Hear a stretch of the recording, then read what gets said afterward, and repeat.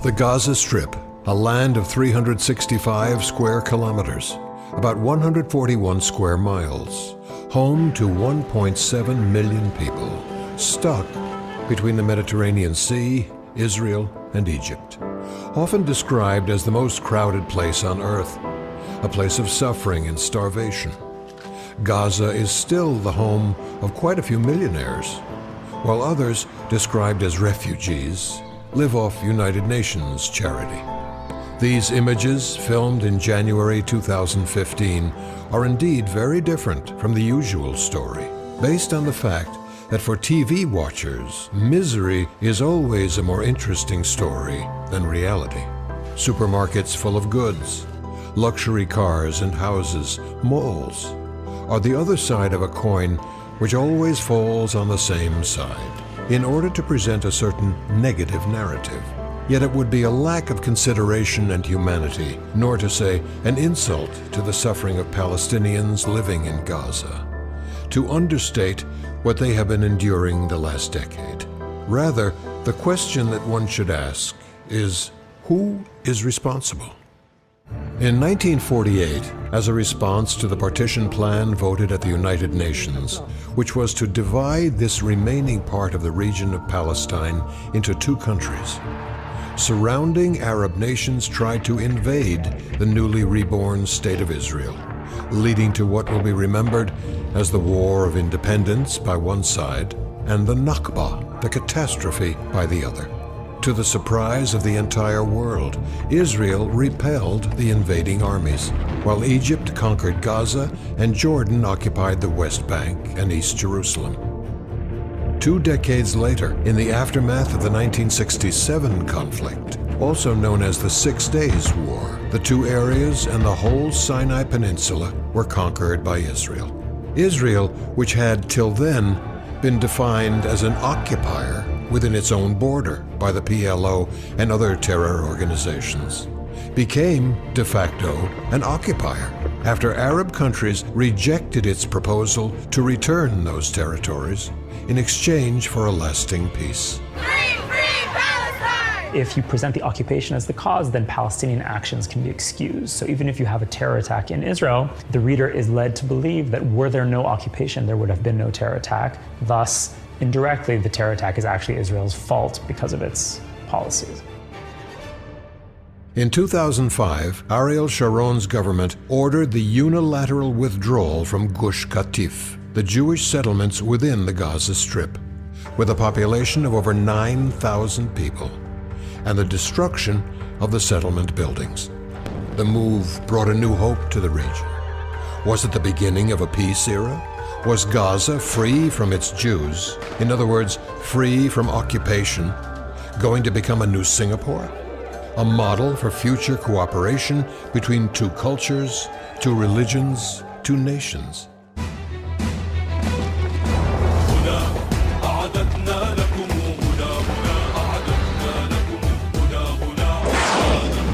This hope didn't last long. Within months, Hamas, a group emanating from the Muslim Brotherhood, whose stated goal was the destruction of Israel and the extermination of the Jewish people, and defined as a terror organization by the US and the European Union, won local election and organized to strengthen the power of the Palestinian Authority.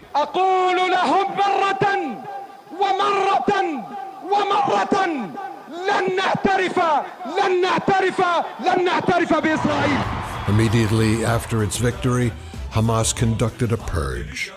Hundreds died. Many more were sent to prison. Within hours, the terror organization was ruling Gaza.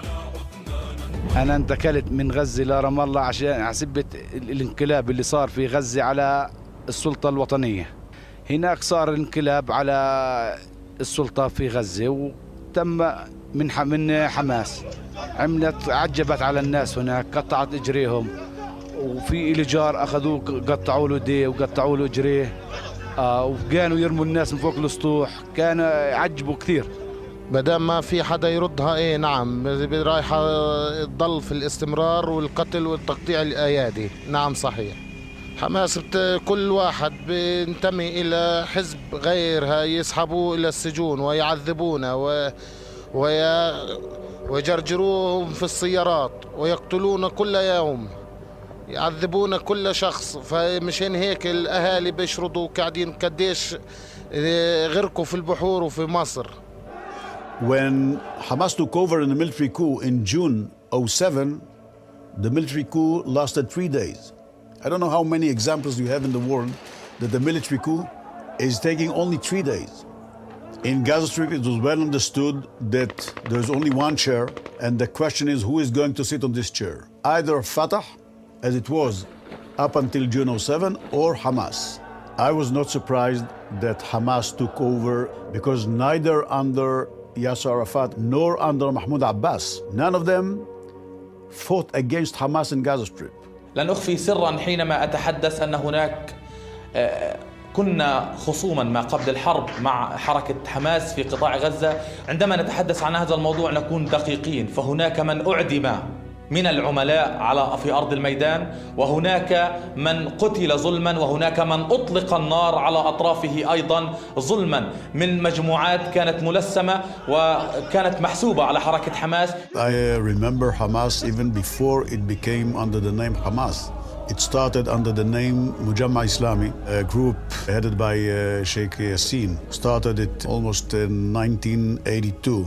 As a reason, because of the Israeli-Egyptian agreement, peace treaty, and it started to be, for them, dangerous situation that might be an autonomy and a competition between the Palestinian two organizations. The objective of Hamas is to liberate their land from the Israelis. ستبقى المقاومة قائمة إلى أن تتمكن من تحقيق أهدافها وتطلعات شعبها بإذن الله عز وجل، ونعتقد أن الاحتلال إلى زوال. Now, by their land, they don't mean the Gaza Strip. They mean the whole of Israel, the Gaza Strip, the West Bank. They mean the whole territory. Their objective is to remove Israel from that, the Israelis from that. Their charter requires them to do that. When they suspected someone from within Hamas ranks to be a collaborator with Israel, just suspicious. Never mind if they didn't need facts. It's not a tribunal. His death was inevitable. When they lost two of their arch terrorists in Rafah, they just picked up from the street 3 people because they had to show the people that they are running and ruling the area. And they killed them in the street with no trial, blaming them for supplying Israel with the information. Soon after consolidating their power, one of Hamas's first moves was to defy Israel by firing hundreds and then thousands of rockets into the Jewish state, while complaining of still being occupied. That led to the first conflict between Israel and Hamas in 2009, and a second, more deadly one in 2012. Yet while the situation remained explosive, it was Hamas's abduction and murder of 3 Israeli teenagers in the West Bank, which started the 2014 summer war. More than 2,000 people were to perish in what Israel called Operation Protective Edge. بسم الله الرحمن الرحيم. أعتقد أن الاحتلال الإسرائيلي ليس بحاجة إلى خلق مبررات وذرائع لارتكاب جرائم وشن حروب ضد شعبنا الفلسطيني. لم يكن هناك ثمة مبرر إلا أسباب، وهي مقاومة مشروعة كفلتها القوانين والشرائع الدولية. هذه الحرب التي كانت على قطاع غزة لأن أبناء الشعب الفلسطيني في قطاع غزة وأبناء فصائل المقاومة وتحديدا كتائب شهداء الأقصى حاولوا الدفاع عن الانتهاكات الصهيونية التي قامت. شوف، الحرب دائما بحاجة إلى طرفين. هناك طرف أول مسؤول وهناك طرف ثاني ينجر ويصبح بالنهاية أيضا مسؤول على النحو الذي تفعله إسرائيل. ولكن هناك تواطؤ بالتأكيد يعني دولي مع ما تقوم به إسرائيل. وفي الحقيقة كيف بدأت إسرائيل العدوان بذريعة اختطاف 3 مستوطنين في الضفة الغربية. يعني واضح أن المسؤول الفعلي خلال فترة الحرب هو حركة حماس. إسرائيل قامت بالاعتداء على نفق كان يتواجد به 7 من عناصر حركة حماس استشهدوا على الفور. كانت حركة حماس في اليوم الثاني تؤبنهم، وكان هناك ضغط داخلي للرد. انجرت حركة حماس فأطلقت ما يعادل 100 صاروخ في الساعة الواحدة. كان هذا إعلان حرب بالنسبة لإسرائيل. كتائب شهداء الأقصى فلسطين لواء الشهيد نضال العمودي كانت أحد الأذرع وأحد الفصائل المقاتلة التي لقنت العدو درسا تلو الدرس في هذه المعركة. فكان لنا شرف مقتل أول ضابط أمن في معبر كرم أبو سالم بعد أن تم استهداف المعبر كرم أبو سالم من قبل مقاتلين، وتحديدا منطقة إسناد كرم أبو سالم. وبالتالي حركة حماس إنه لم تقرأ بدقة ما هو أمامها وما هو عدوها ونوعية عدوها، ولم تسارع باستقبال بالتقاط المبادرة المصرية ووفرت فرصة. كان بدأ كأنه حركة حماس وحدها تقود المعركة، وهذا ما لاحظناه. You cannot start it with 2014. You have to go back to the years before, because first of all, Hamas is a terror organization. Without terror activities, this fish or shark is going to die. طبعا هذا الحزام تقريبا 5 كيلو جرام. طبعا هذا يحتوي على مواد شديدة الانفجار، وطبعا به عدد من المسامير ومن الشظايا الصغيرة التي تحاول أن توقع أكبر عدد من القتلى. So from time to time they need to carry out terror activities, mainly if you are supported, sponsored, backed, guided by the state of terror number 1 in the world, Iran. The Hamas trying in Gaza to implement the Iranian agenda in terms to disturb not only the security of Israel, but the security of the whole region here.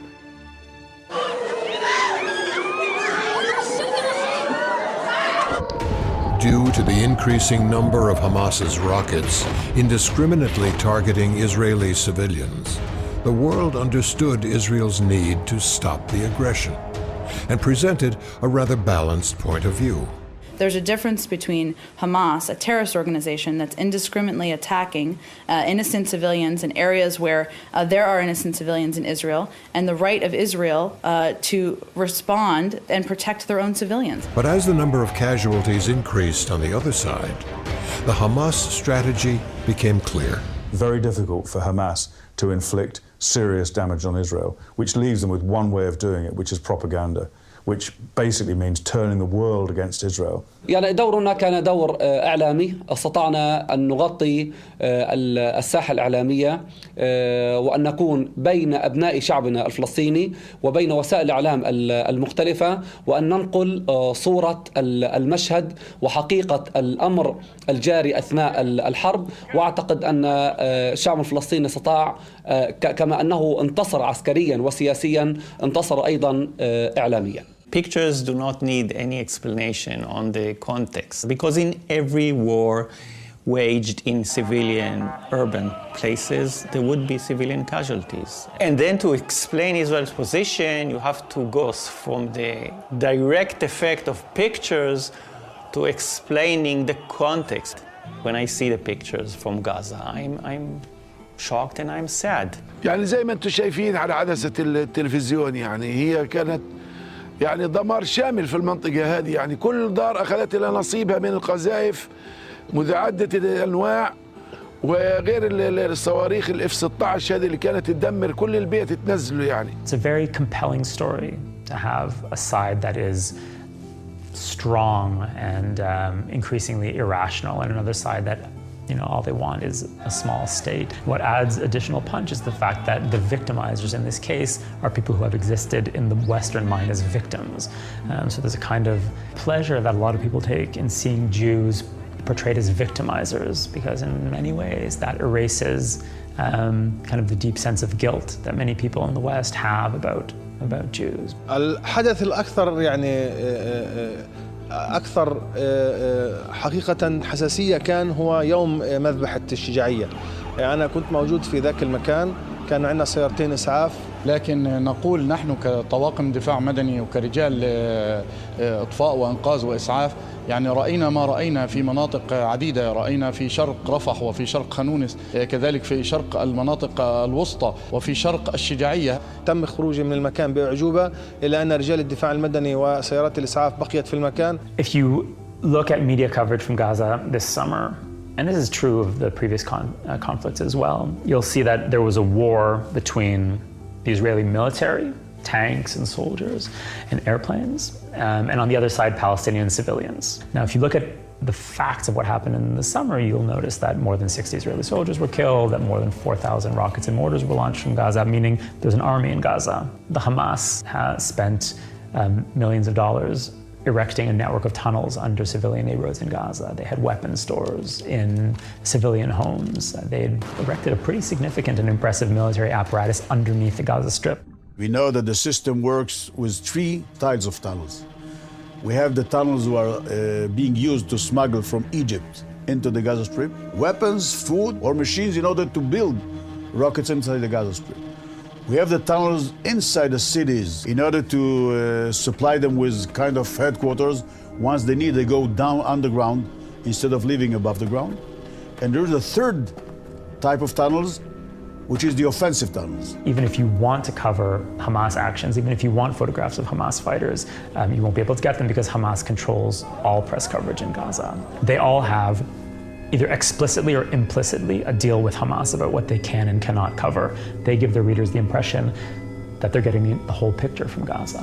But of course they're not, and not informing readers that that's the case is a major failure of journalistic ethics. Journalists, when they used to work in a territory which is dominated by the organization, they could broadcast only issues that were allowed by the organization. Hamas, during the war, launched a rocket right outside the AP bureau in Gaza City. Directly in front of the bureau, there was a rocket launch. The staff in the bureau witnessed the launch, but didn't report it. Ambulance was running into a hospital as so-called injured people. Nobody paid attention. Who are the injured people? Are there civilians? Asymmetric conflict or conflict against terror organization, it is very difficult because the other side usually does not distinguish itself from the civilian backgrounds. They don't always wear uniforms and they take military activities from civilian frameworks. So this verification of the military character of the target is not an easy task. يعني كان واضح أن أكثر من 90% من الشهداء هم من المدنيين وأن جل هؤلاء هم من الأطفال والنساء والشيوخ. أرفض أن أجيب عن عدد القتلى، هم ليس بقتلى، هم شهداء لهذا الشعب الفلسطيني، وغير مقبول أن نتحدث عنهم قتلى. هؤلاء الشهداء كان النسبة تقريبا ل70 أو 75% من عدد الشهداء هم من المدنيين، وتقريبا 25 ل 30% هم من أبناء الأذرع العسكرية التي قاومت العدو الصهيوني في قطاع غزة. I'm sorry to say, it's nonsense. We know exactly who was a terrorist. They were people who are assisting the terrorists. Once you are working with terrorists, you are a terrorist. Hamas and the Hamas Health Authority would have you believe that they're all civilians, and they actually had a policy of telling their own people always to report every death as a civilian casualty, not as a fighter. But there's been independent analysis done, and so far they calculate that somewhere around 50% of the total number of people killed were innocent civilians. Of that 50%, they weren't all killed by IDF action. There was a proportion of them who died from natural causes. You can't have a population the size of Gaza going through a number of weeks without any natural deaths. When it comes to proportionality, there is much misunderstanding of the concept. It's about comparing military advantage and expected civilian casualties. It's not about the death toll of civilians on both sides. 7 Israeli civilians were killed, and it's disproportional because 700 Palestinian civilians were killed. That's not a comparison. The comparison is, in each and every attack, what was your military object and what is the civilian casualties expected. ثم أيضا نوعية الناس اللي استشهدوا معظمهم ليسوا عسكريين وإنما مدنيين، بقدر ما المهم هو إنه في 51 يوم مات فوق ال 560 طفل استشهدوا.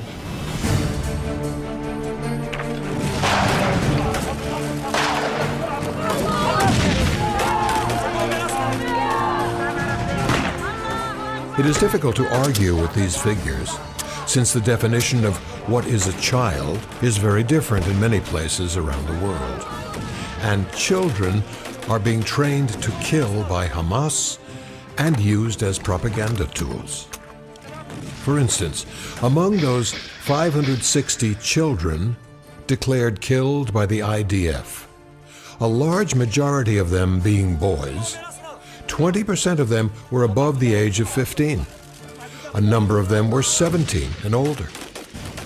One has to remember that Hamas fighters don't wear uniforms. Drafting children under 15 is a war crime. People over 15, even if you and I can look at them as children, it's not even a war crime to have them fighting. Of course, states that have signed and ratified the conventions on child rights do not draft children under the age of 18, and that's the rule in Israel. But that's not the rule for Hamas, and of course, sometimes they can use children even beneath the age of 15, which is a war crime.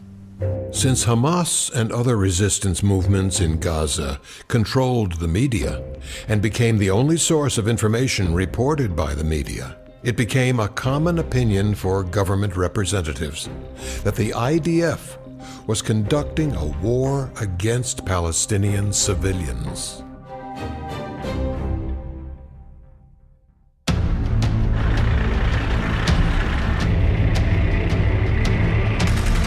I went up north to visit my family. I was there for 2 days, and then I got the call to come back to base. It escalated quickly, so we got all of our equipment ready, and we went in that night. Hadar was the third year of his army as an officer, and he just finished commanding basic training in Givati and was about to switch to another job. Tzal was very busy with looking for the 3 boys in the West Bank, and as a direct consequence, after the Hamas started shooting missiles to Israel, Israel and Tzal specifically prepared to this war. And Hadar, as part of his regiment, allocated to the south of Israel, so it was clear. We are a squadron who make visual intelligence. Before the conflict, the protective edge, we had a situation when children was kidnapped, and one of our main job was to find them. And we needed to find those people, to find those children, and to find the people who took them. So from this situation till the end of the conflict, I was constantly here from morning to night. The rules of engagement in Gaza, which is a very densely populated area, are very strict, probably the strictest you can ask yourself to be. We have a book that every soldier has to carry on them that has the ethics of the Israeli army, and it talks about taking care of the civilians of the other side, even at the cost of putting danger to yourself. The IDF, in the techniques they use, they make sure that everything they do is designed to absolutely minimize the possibility their soldiers will kill innocent civilians. And I don't think any army in the world has as sophisticated a method of trying to do that as the IDF. And part of the reason for that, obviously, is the fact that Israel has a strong morality. We have a real-time video. You can see the forces on the ground. We can see people, we can see vehicles. Before any attack that made by the Air Force, we came to the target. We could see if there's any civilians around, if there are children, if there are adults, and we're supposed to say that this target is clear. No bomb was launched before we said that the target is clear. A lot of strikes are happening like this. You come to the place where you need to release the bombs, and until the last second you release the bombs, you can still have an order to abort the mission, because by intelligence and by drones and by video, they realize that a civilian is even approaching the house, or there's a car on the road and they don't know who they are. So in the conflict, at least 6-7 times I was in a situation where very close to the point where you have to drop the bombs, I was aborted because the target wasn't clean. There was a ship that were trying to cross the border towards Israel. We already had all of the permissions and stuff to stop them. And the only thing we could do to stop them was to shoot their mortar to stop the boat. There were 3 people on the boat. One of them was a kid. So immediately when we started to come and sail towards them, he jumped on the engine and hugged it that we couldn't do anything. And we didn't. And I remember that was one of the bombing in my own city. I get a phone call from my mother. She's saying, oh, everything okay. And I can hear my sister in the background and she's nervous. And I understand she's just a kid. And she told me, keep doing what you're doing. You're doing it great. And she doesn't even know that my main job was to protect Palestinian civilians, more to protect my own family. If they do believe that there are civilians there in that target area, they will then warn them to leave, and that can be done by a number of means, dropping leaflets, by giving radio broadcasts, sending text messages, making phone calls to the houses, speaking in Arabic. طبعا هذه ديدولة العدو في كل حروبه عندما كان يبعث رسائل للمواطنين بإخلاء البيوت حتى يتفرغ للمقاومة، حتى يتفرغ للمكان، حتى يقصف براحته وبشكل ليس بالحرب الأولى التي تكون بهذه الطريقة. لا شك أن إسرائيل بدأت في البداية فعلا تعطي نوع من التحذيرات خصوصا قبل ضرب أي منزل. إنه يحذروا منطقة بأكملها بالخروج من بيوتها وترك ما يملكون في داخل البيوت. فلما رجعت الناس لقت كل الدمار، يعني كل الدمار في كل البيوت. One thing that the IDF do, they've developed a specific harmless munition which they can drop onto a building and then cause an explosion which warns people to leave but doesn't actually kill anybody or do any serious damage. كان الساعة 5 الصبح نهارا. إسرائيل ضربت صواريخ صغيرة تحذيرية علينا فوق بالسطح، وضربت كمان صاروخين تحذيري في بيت الدرج. طيب ليش ما شردتوش؟ احنا كنا مفكرين انه هذا ضرب مدفعية او عشوائي، بس هو طلع صواريخ تحذيري. كان في منه. كانوا يحذروا الناس يقولوا لهم اطلعوا من الدار، بدنا نقصف الدار. بيقصف الدار صاروخ صغير، بعد ب5 دقائق بيقصفوها كبيرة وبنزلوا. طواقم الدفاع المدني في ليلة كانت ليلة ساخنة في قطاع غزة. اتصل علينا الأهالي من منطقة الشجاعية بضرورة حضور طواقم الدفاع المدني لعمليات إخلاء المواطنين المصابين من المكان. تم التواصل مع الصليب الأحمر وهي الجهة الرسمية التي يعني نتواصل معها بضرورة التنسيق في المناطق المتاخمة والمناطق الحدودية. الصليب الأحمر يعني حسب ما يأتي إليه من تعليمات تأخر هذا التنسيق.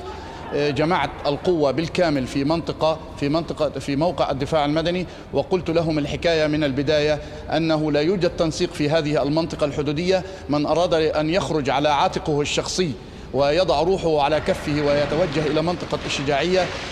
فلم أجد شخص واحد يتوانى عن هذه المهمة، لم أجد شخص يبقى في الموقع حتى يحرس تنهار من هذه الصواريخ التحذيرية. لذلك كنا نتوجه إلى المكان ونرى بأم أعيننا هذه الصواريخ التحذيرية. لذلك كنا نقول ونحذر المواطنين أنها هذه ليست صواريخ تحذيرية، بل إنها صواريخ قاتلة كانت تؤدي على الممتلكات وأيضا على الأرواح. While hundreds of thousands of casualties are counted in neighboring Syria, against a background of general indifference, some 2,000 casualties after 51 days of war in such a highly dense area could not be regarded as a genocide, as Hamas propaganda would want to make us believe. Yet every civilian death is a tragedy that should be avoided at any price. And since the IDF seems to have taken all possible precautions in conducting this fight against Hamas, the question remains, who was responsible? If you're fighting in a built-up area, fighting in a civilian population, it's impossible to avoid casualties. It's impossible to avoid mistakes. Technology goes wrong. Weapon systems, missiles, even hugely expensive, sophisticated missiles sometimes go to the wrong place. Explosives often are unpredictable. People get confused in the heat of battle with the noise, the shouting, their comrades maybe getting killed beside them, lots of different people moving around, the smoke, the fear. That confuses people and it causes people to make mistakes. It's not reasonable to assume that Hamas shoots thousands of rockets, which are very inaccurate. Some of them we know landed in the Gaza Strip. من يعمل يخطئ. ربما تكون هناك صواريخ انفجرت على المنصات. الله أكبر!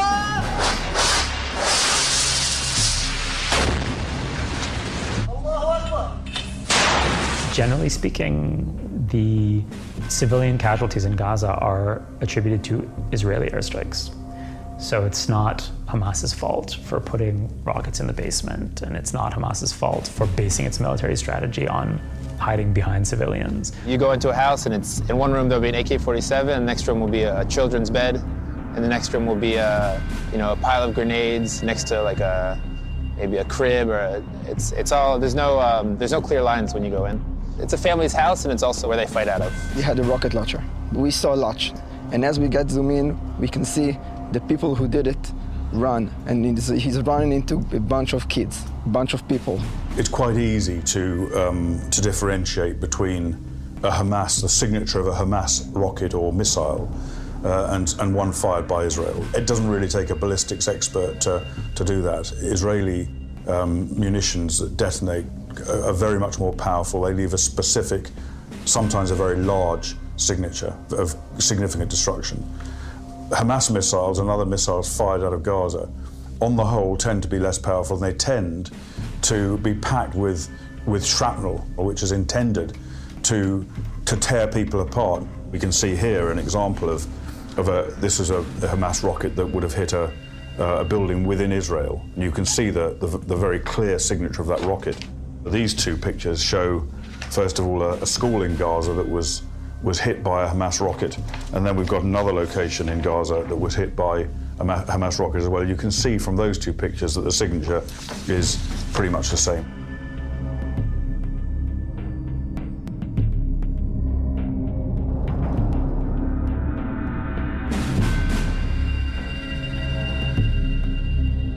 In a report published on March 26, 2015 by Amnesty International, it is stated that not only did Hamas repeatedly launch unlawful attacks during the conflict, killing 6 and injuring civilians inside Israel, but in many cases their rockets fell back into Gaza, causing damages and killing innocent civilians.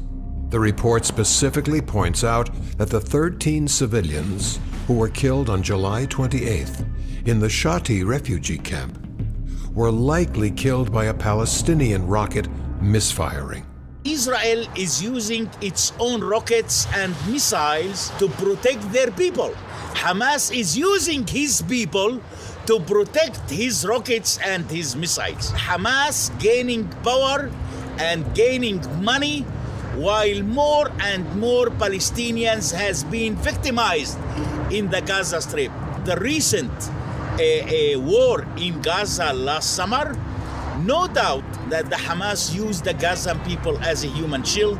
ولا يعلمون أن الشعب الفلسطيني قد طور من موته ومن بحثه على الموت، ولذلك أصبح الموت عند الشعب الفلسطيني صناعة تجيده النساء، تجيده كل من في هذه الأرض، يجيده الشيوخ، يجيده المجاهدون، ويجيده الأطفال. لذلك شكلوا دروعا بشرية من النساء والأطفال والشيوخ والمجاهدين. في الحركة ندعو شعبنا إلى اعتماد هذه السياسة لحماية البيوت الفلسطينية. كانوا اليهود يودوا مساجات على القريبين على الحدود على السياج أنه عزبة يخلوا المناطق، وكانوا حماس المقاومين يمنعوهم يطلعوا من المساكن وما يخلونا نطلع نهائيا. قال ما تردوش عليهم هذول كذابين ومش رايحين يقصفوا. حسبت انه كان لضم امنين من السكان، يعني عن سبت انه اليهود يخافوا ما يقصفوش السكان. يعني كثير جدا أنا رأيت بعيني، وسيشهد ذلك أخي مدير العمليات الأخ أخونا رائد دهشان بذلك، لأنه كان موجود معي في هذه المواقف، أن كثير من الناس هدمت بيوتهم فوق رؤوسهم ولم يخرجوا من البيوت. نعم خرج الكثير منهم خوفا على أطفالهم وعلى شيوخهم، ولكن الكثير منهم بقي في أرض الوطن، بقي في أرض في بيته حتى قصف البيت على ساكنيه، ومع ذلك صبر الشعب. وحمزة البلتاجي بيشتغل في إسعافات. إجا يوم الحرب وأخدنا عند دار خالتي، قالنا تعالوا بس اطلعوا. إجا كل الإسعافات هنا حملونا وضلوا للساعة في كتير فاستشهدوا. بعدين دار خالتي ضلوا. ليش ضلوا مش عارفين، قال خلينا مش حرب هيك. فهيك ضلوا. بعدين ضلوا اتصل على كل العالم، قال طلعوا نصهم ضلوا نص. واليهود تتصل اطلع ما رضوش. I saw with my own eyes how people get fired, rocket get fired from an hospital, and near children and near grown-up people. The most of the casualties around this conflict was just because Hamas chose to put the Palestinian civilians on the fire line. That's why they hiding in cities, neighborhoods, refugee camps, knowing that it's very complicated for Israel to hit those terrorists once they're hiding amongst so many people, civilians. The Israeli army has repeatedly accused Palestinian militants of shooting from within densely populated civilian areas, and that is precisely the type of setup we have right here. This map, published by the UN, shows sites in Gaza which were hit and damaged during Operation Protective Edge. The red dots represent damaged areas. But let us see behind this point.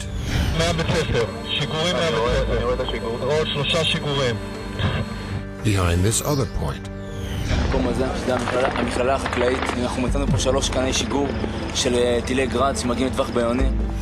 What happened behind this one? What is the story behind this?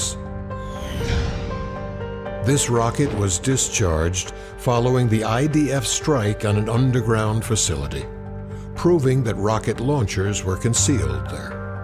These are just a few examples. Here is a map of Shujaiya, a neighborhood of Gaza City. From these points, rockets were fired at Israel. Behind these points, terrorists were hiding. These are the tunnels that terrorists dug underground. These were military positions. This shows how Hamas turned Shujaiya into a military fortress.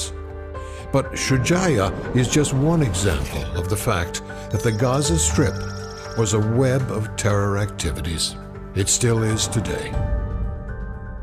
أنا بحس لما بشوف إسماعيل هنية يعني بالذات لأنه عايش كان معنا في غزة، وأشوفه قاعد ومتربع وشغلات زي هيك، بقول يعني ليش يعني إحنا الله كاتب علينا التعاسي وهم لا؟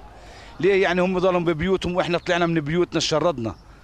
هذا العدوان بدأ وكانت حركة حماس مكشوفة ماليا، يعني لا يوجد معها ما يغطي حاجة الناس، وبالتالي هي رأت في بعض المساعدات الآتية من الخارج أنه يمكن أن تغطي هذا النقص لتظهر باعتبارها هي مسؤولة وراعية حقيقية. لهذا حدث بعض المشاحنات، أنه لم تقبل حركة حماس بأن تقوم مؤسسات توزع دون الشراكة معها حتى تغطي العجز المالي الذي تمر به، وتبدو كأنها كما الحمل ثقيل جدا جدا، وشيء من العدالة مطلوب يعني في توزيع المواد الإغاثية على الناس.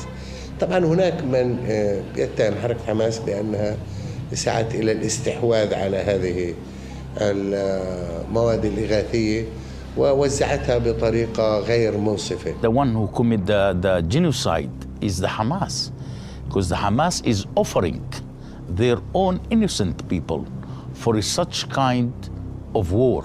There were two reasons for Hamas's use of human shields.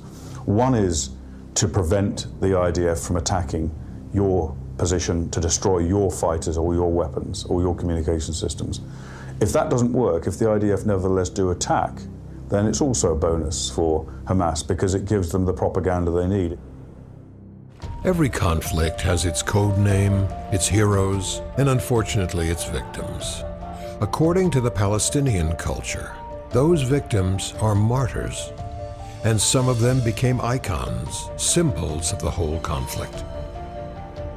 A well-known story was the one of Muhammad al-Dura, a child supposedly killed by the IDF, later proven in a European court that Mohammed and his father were the victims of a Palestinian fire, or perhaps victims of a staging for propaganda purposes. 14 years later, most of the world still believes that the IDF is guilty of this tragedy. There is no doubt that another tragedy, which occurred on a Gaza beach on July 16th, in which 4 children were killed in what was attributed to either an Israeli airstrike or a warship shell, will forever remain the icon of this terrible war. منظمة وإرهاب دولة يمارسه الاحتلال ضد أبناء شعبنا الفلسطيني، وعلى وجه الخصوص شهداء أطفال البكر رقبتها وسائل الإعلام، وهي أثناء لعب الأطفال وبعد قصفهم. There were 2 very large blasts. Civilians were hit and killed in Gaza, including 4 children. The first question that one should ask, though, would be why so many cameras were filming the sea at this very moment? Were reporters expecting something to happen?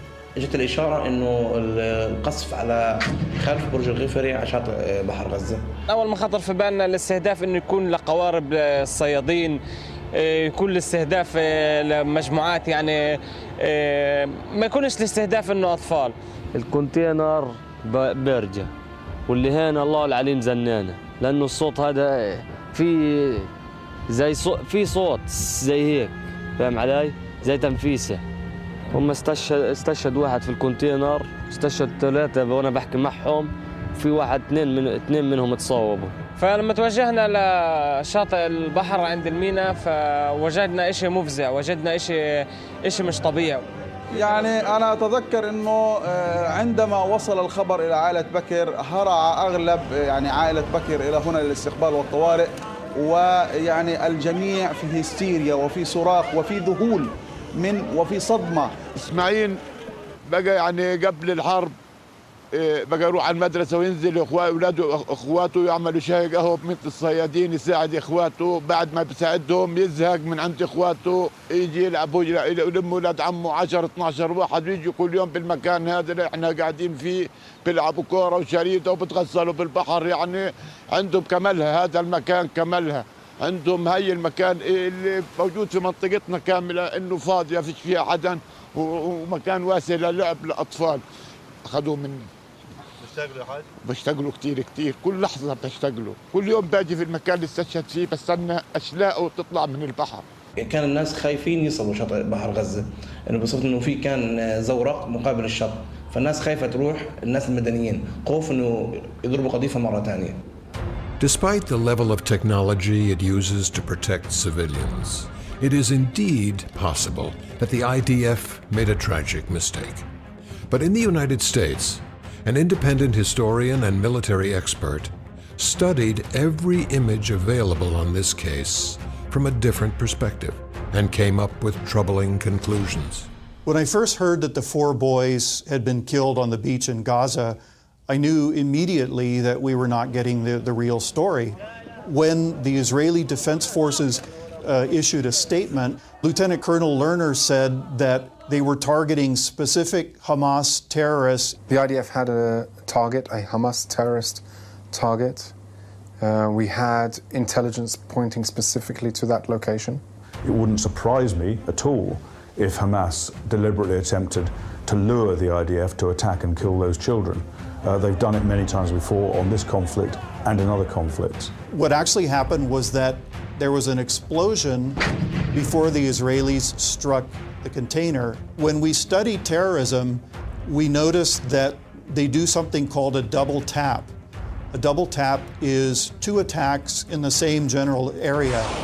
So the Israelis fired an air-to-surface missile at the steel container in order to prevent the second tap of the double tap. This was to make viewers think that the Israelis had killed 3 boys who were running from the breakwater. To me, knowing the IDF as I do, it seems incredibly unlikely that it was a deliberate act. So I think what we're probably left with is the likelihood that this was some form of IDF action against what they thought were terrorist targets, which ended up tragically in 4 boys being killed on the beach. I would be very surprised if children were targeted directly and intentionally by any IDF forces. إسرائيل قتلتهم عرفاهم أطفال بيلعبوا لأنه كمان في التلفزيون موجود الطيار لما طلع بقول لها الهدف اللي طلعت له أطفال قالت له اقصفهم قال بقول لك أطفال 4 מבוגרים. 5. בסדר, זו מטרה שהיא מאוד מאוד רגישה, גם ילדים וגם הרבה אנשים שעד עתה יפלו. כרגע אנחנו לא נתקוף את זה כנראה תודה, לא יהיה פה תקיפה. We are trying and putting all of our efforts not to hit innocent people. We have very advanced machines that are very, very accurate to prevent of hitting citizens and children and innocent people.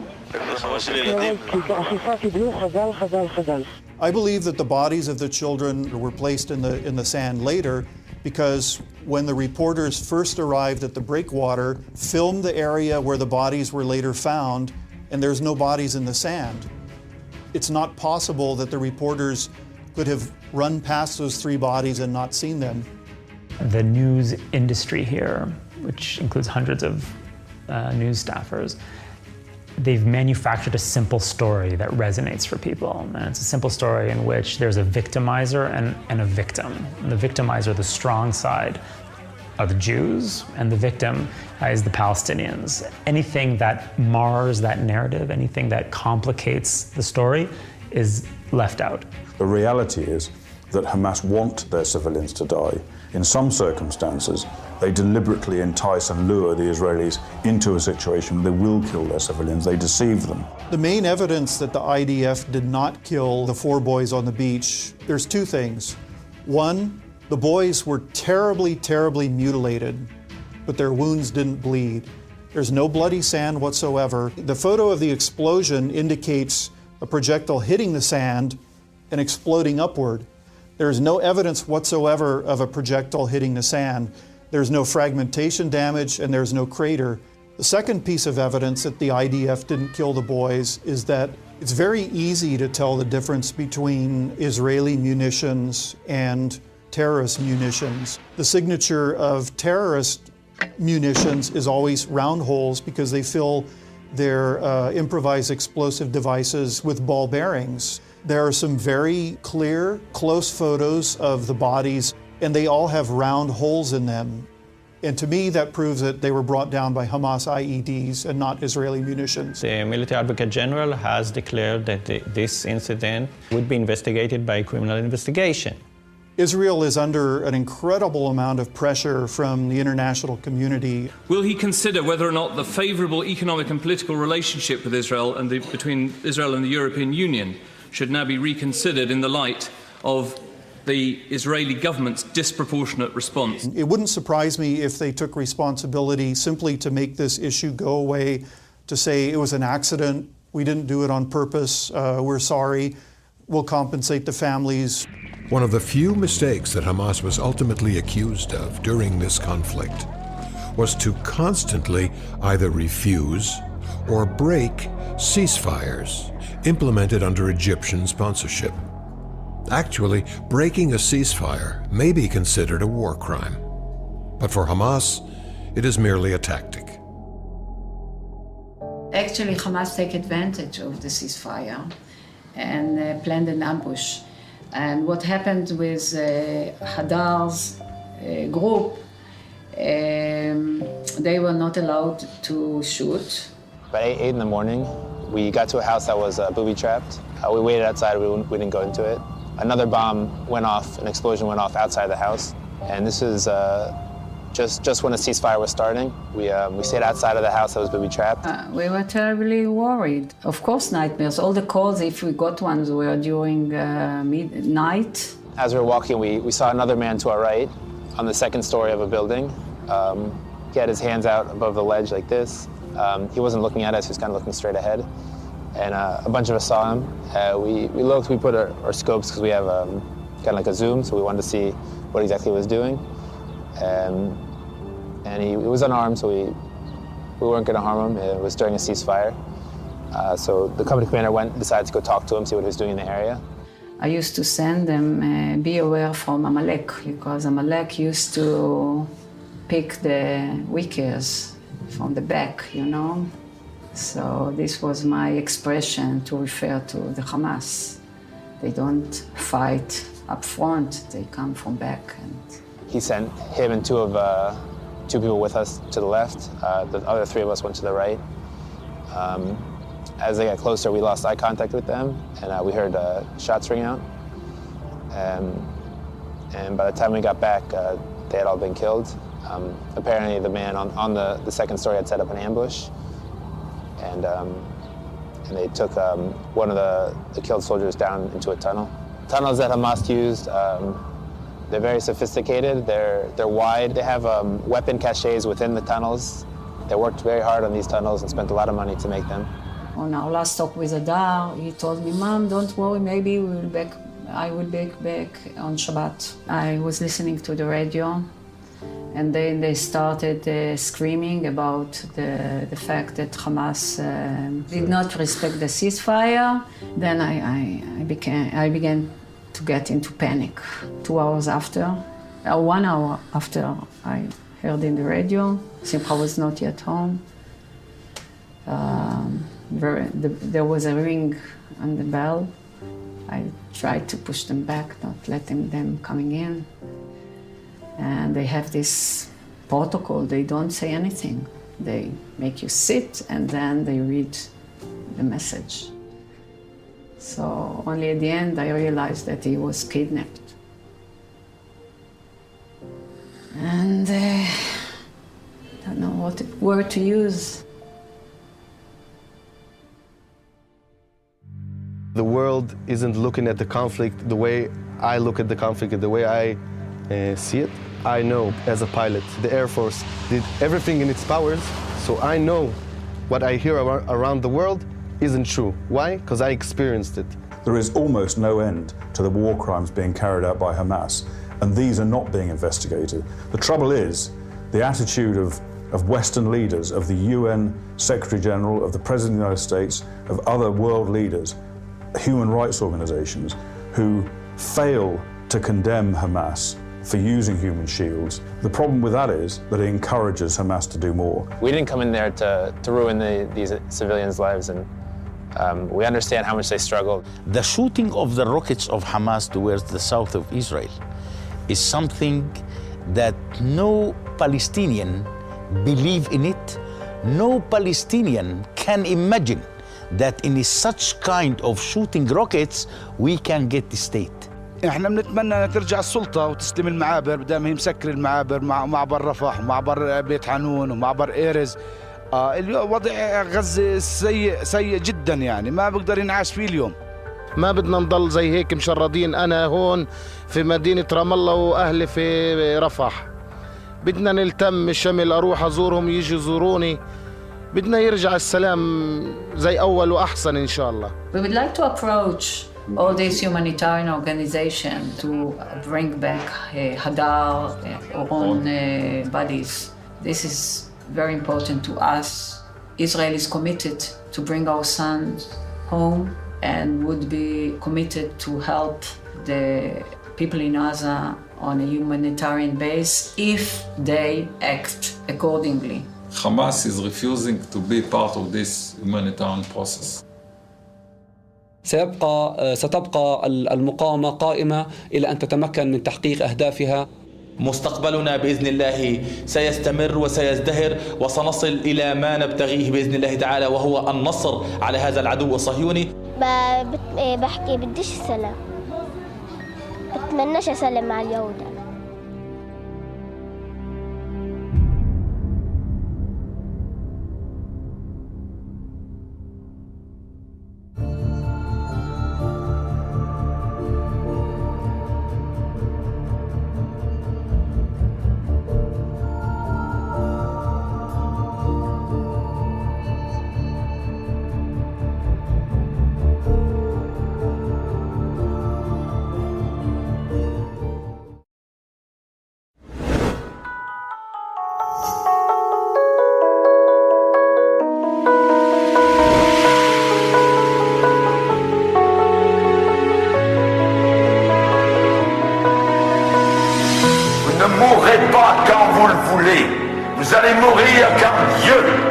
venir vous chercher.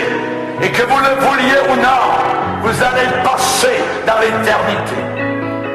Dans 50 ans d'ici, la plupart d'entre nous serons dans l'au-delà. Question, où seras-tu? Il n'y a que deux éventualités. Ciel, enfer. Les deux existent. Il ne peut pas exister un ciel s'il n'y a pas d'enfer. Il ne peut pas exister d'enfer s'il n'y a pas de ciel. Les deux existent. Et Jésus-Christ, le Fils de Dieu, c'est lui qui nous a enseigné ces choses-là. Ézéchias a refusé d'accepter la mort quand Dieu a déclaré « Tu vas mourir et tu ne vivras plus ». Il n'a pas donné d'ordre à sa famille, à sa maison. Il s'est tourné dans la muraille de chaux. Il s'est détourné des hommes. Il s'est détourné même du prophète Ésaïe, l'homme de Dieu de l'époque. Et il s'est tourné vers le mur blanc, de chaux blanche. Et là, il ne voyait que Dieu. Il parlait à Dieu. Il a pleuré devant Dieu. Il a cherché Dieu. Il demandait simplement quelques années de plus.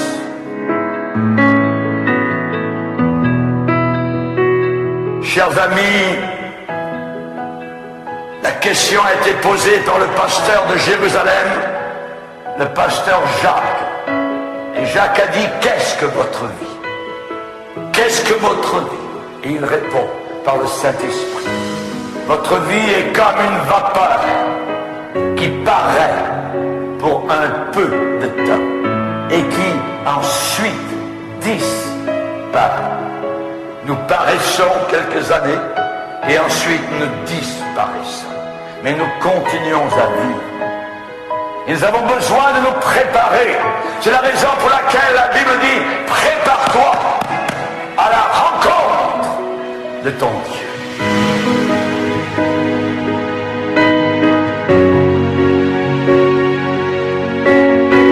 Prépare-toi. Le battement de ton cœur, boum, boum, boum. Un jour va faire boum, boum, boum. Il n'y aura plus de vie.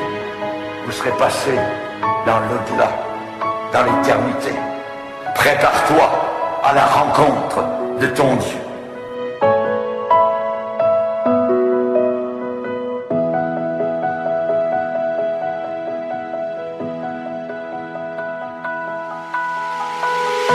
Quand le temps va arriver, le moment défini de la mort, souvent, c'est difficile de l'accepter. Mets ta maison en ordre, parce que tu vas mourir. Tu ne vivras plus. Mets ta maison en ordre, ça veut dire mets ta vie en ordre. Dieu veut de l'ordre. Personne qui vit une vie désordonnée ne pourra passer par les portes de la gloire.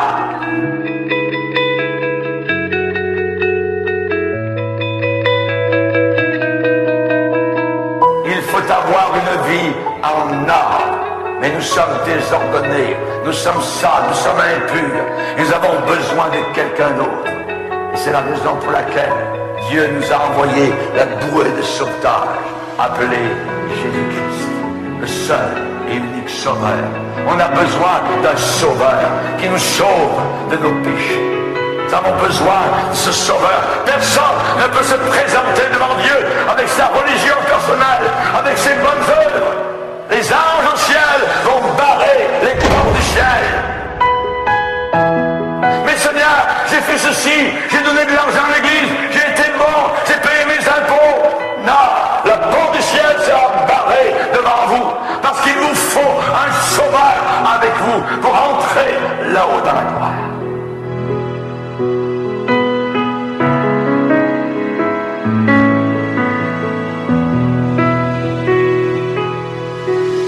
Combien de personnes m'ont dit, ah vous savez pasteur, moi je me débrouillerai quand je serai là-haut avec mes chums, avec mes amis, tout ça. On va lui parler, on dit on s'arrange avec lui. Vous ne pourrez jamais vous arranger. Il faut s'arranger sur la terre. C'est sur la terre que Dieu dit, mets ta maison en ordre parce que tu vas mourir. Du berceau au tombeau, nous devons avoir des moments de sobriété où le Saint-Esprit vient nous envahir, nous montrer notre besoin personnel d'un sauveur.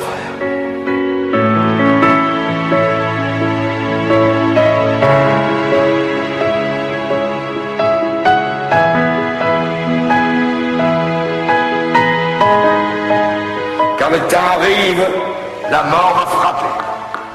Et il faudra partir. Il faudra tout laisser.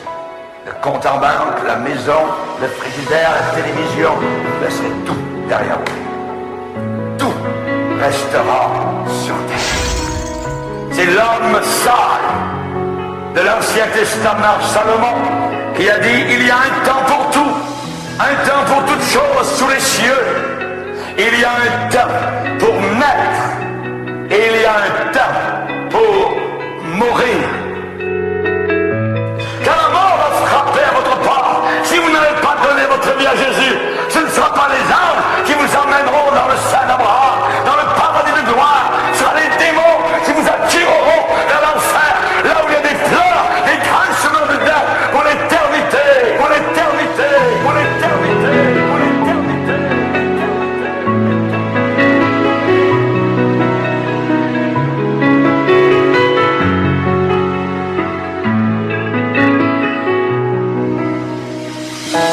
Nous voulons tenir à la vie, et un jour il faut partir. Mais Dieu a mis dans ton cœur la pensée de l'éternité, la pensée de l'éternité, la pensée de l'éternité, la pensée de l'éternité.